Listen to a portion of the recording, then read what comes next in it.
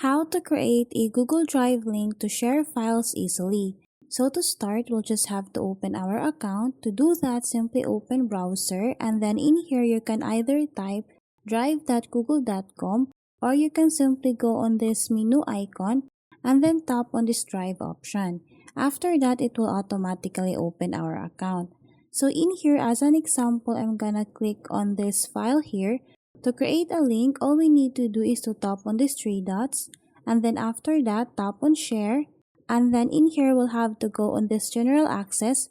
What we need to do is to change the settings from restricted to anyone with the link. And then if we want the other account to have full access on the file, what we need to do is to change the rule from viewer to editor.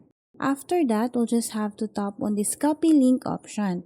Once you have the link, you can now open your email or any messaging application for you to share that link. So that's how easy we can create a Google Drive link to share files easily. Thanks for watching, and if you find this video helpful, please don't forget to subscribe, hit the like button, and then the notification bell so you won't miss any of our future videos. See you on the next one!